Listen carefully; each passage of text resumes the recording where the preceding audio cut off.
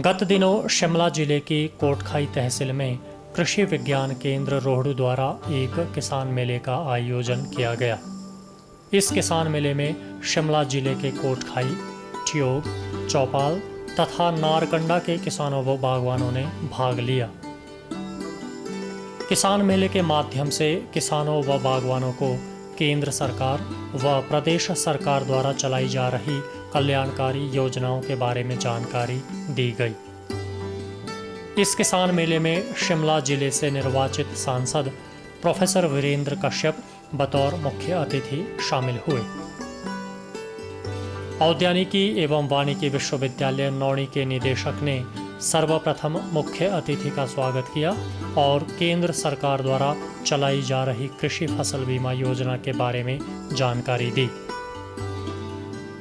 उन्होंने कहा कि प्रधानमंत्री फसल बीमा योजना का क्रियान्वयन अब पूरे प्रदेश में जिला स्तर, विकास खंड स्तर, ग्राम पंचायत और ग्राम स्तर पर भी किया जाएगा ताकि प्रदेश के सभी छोटे बड़े किसानों को उनकी फसल के नुकसान का शीघ्रता से पूरा मुआवजा दिलाया जा सके।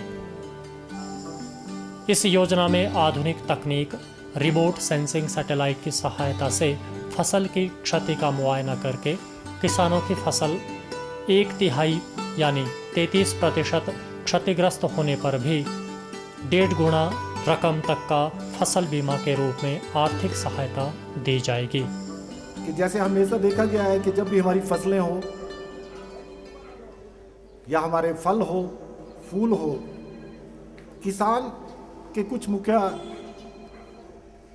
प्रॉब्लम्स रही हैं। जैसे कि प्रधानमंत्री जी ने और वैज्ञानिकों से उन्होंने पूछा कि कृषि में किसान की जो खेती है उसको किस तरह से हम एक स्टेबिलिटी दें कि उसकी इनकम जो है हमारे किसान की, वो चाहे बरसात की वजह से है, किसी और कारण से वजह से है, वो हर साल वो उसमें स्टेबिलिटी रहे, ठहराव रहे। और दूसरा कि किसान खेती क्यों छोड़ रहा है, किसान की खेती छोड़ने के कारण क्या है, हम किस तरह किसान को खेती से जोड़े रख सकते हैं, अपने नौजवान को किस तरह खेती करने के लिए प्रोत्साहित कर सकते हैं। तीसरा कि खेती में किस तरह से इनोवेशन, नए नए आविष्कार जो हमारा किसान आसानी से कर सके वो हम ला सकें।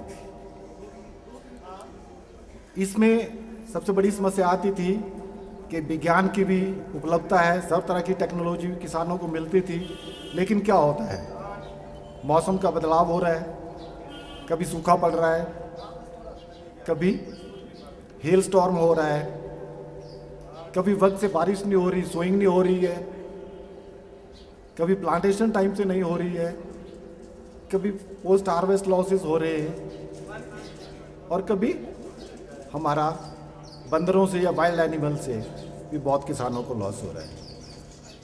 तो हमारी भारत सरकार ने ये कहा कि इन सब चीज़ों को ध्यान में रखते हुए ऐसी कृषि बीमा योजना शुरू करी जाए जिससे इस सब से किसानों को राहत दिलाया जाए और उसको उसकी फसल का पूरा जो मूल्य है वो मिल सके। इसी के लिए हमारे सम्माननीय श्री वीरेंद्र कश्यप जी अपने आप आज आपके बीच में आए हैं कि मैं ये सब चीज़ें अब आपको बताएं, और ताकि कभी ऐसा भी होता है कि कानून बनता है आप तक नहीं पहुंचता, तो उस सब चीज़ को करने के लिए प्रधानमंत्री जी ने कहा कि 30 मार्च से 5 अप्रैल तक पूरे भारतवर्ष में सब लोगों तक ये प्रोग्राम पहुंचना चाहिए। तो हम भारत सरकार के बहुत बहुत आभारी हैं कि हमारे किसानों के लिए इतना सोच रहे हैं। एक और भी आदेश हुआ था कि हमारे जितने भी सोशल वर्कर्स, समाज से जुड़े पब्लिक रिप्रेजेंटेटिव्स, उन तक भी ये संदेश पहुंचे कि इस तरह के प्लान जो हैं, इस तरह के प्रोग्राम जो हैं हमारी भारत सरकार के हैं। इस किसान मेले में किसान संगोष्ठी का आयोजन किया गया जिसमें किसानों ने फसल बीमा योजना के बारे में विशेषज्ञों से सवाल पूछे और जानकारी हासिल की। तो मैं ये जानना चाहता हूँ कि जो जानवर हमारा नुकसान कर रहे हैं उसको इस योजना में कहाँ तक शामिल किया गया है, और इसमें अगर शामिल किया गया है तो क्या इसमें किसानों के लिए मुआवजा का प्रावधान है? जो कोई जंगली जानवर से नुकसान होता है उसका भरपाई कौन करेगा, ये प्रश्न हमने भी ऊपर उठाया है इस बात के लिए, और इस बात के ऊपर अभी चर्चा चल रही है। इसके ऊपर कवरेज के लिए हमने बोला है कि किस % तक इसको सब्सिडाइज किया जाए और क्या इसकी आपको इसका दिया जाए, इसका पैसा कितना मिलेगा, वो सब अभी चला हुआ है। जैसे ही वो डिसाइड होता है आपको उसके बारे में हम बताएंगे। इसके आपसे रिक्वेस्ट करूंगा कि आप लोग इस बीमा योजना का पूरा फ़ायदा उठाएं, और जो कि लोनी है और जो नॉन लोनी भी हैं वो भी इसमें आगे बढ़कर इसका पूरा भरपूर फ़ायदा उठाएं और इस स्कीम को सफल बनाएं।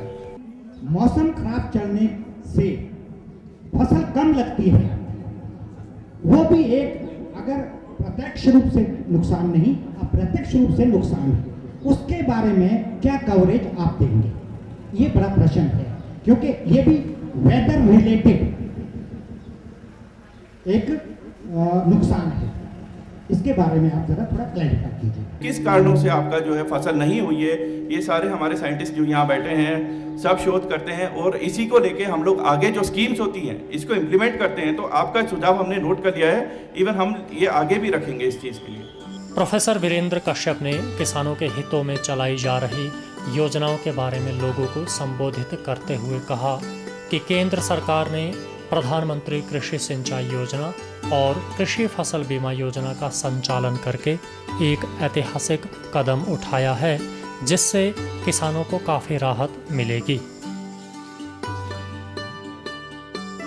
केंद्र की सरकार ने एक बहुत ही महत्वपूर्ण योजना प्रधानमंत्री फसल बीमा योजना के अंतर्गत जिसका एक शुरुआत की है, उस पर एक जो ये कार्यशाला आज मेरे यहाँ के बहुत ही प्रभावी ढंग से जो काम कर रहे हैं हॉर्टिकल्चर में, खास करके बागवान भाई और बहन यहाँ पर आए। मैं 2-3 बातें आपके सामने इस योजना की पुनः दोहराना चाहता हूं, क्योंकि ये योजना आपके लिए है, किसानों के लिए है, बागवानों के लिए। और ये योजना जब तक आप तक नहीं पहुंचेगी, केंद्र में चाहे जितनी भी बड़ी बड़ी योजनाएं बन जाएं, उसका कोई लाभ जो है आप लोगों को मिलने वाला नहीं। और इसीलिए अभी पिछले दिनों सांसदों के साथ एक इंटरेक्शन में माननीय प्रधानमंत्री जी ने कहा कि हम केंद्र से पिछले 2 वर्षों में बहुत कार्यक्रम, बहुत सी जो योजनाएं हैं वो अपने देश के विभिन्न वर्गों के लिए ला रहे हैं, उसको लागू करना चाहते हैं, परंतु वो नीचे जहां पर वो लागू होनी है वहां तक वो पहुंच नहीं रही। ये उनकी एक चिंता थी। और जो हमारे कृषि मंत्री हैं दिल्ली में, राधा मोहन सिंह जी स्वयं एक अच्छे किसान हैं, वो इसकी चिंता कर रहे थे।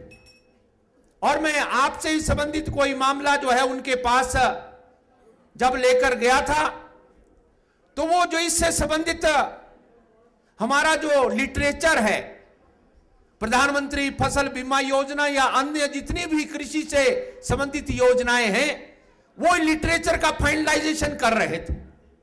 और मुझे अच्छा लगा कि स्वयं वो एक एक बात को उसमें कहीं कोई कमी ना रह जाए उसके ऊपर चिंता कर रहे थे। पर यह चिंता तो दिल्ली में हो रही है, हमारे कृषि मंत्री जी चिंता कर रहे हैं, हमारे प्रधानमंत्री जी चिंता कर रहे हैं कि हमारे किसान जो इस देश की रीढ़ की हड्डी है। वैसे पहले तो कहा जाता था कि भारत जो है वो कृषि प्रधान देश है, और यहां पर स्वतंत्रता जब हमने हासिल की तो उस वक्त कह सकते थे कि यहां पर 80-85% लोग जो है किसान थे, किसानी पर निर्भर कर रहे थे। परंतु आज वो घटते घटते 65% पर आ गया है। कहां गया हमारा किसान? कहां गए वो किसान जो गांव में काम करते थे, अपना खून पसीना अपने हाथ से काम करते थे?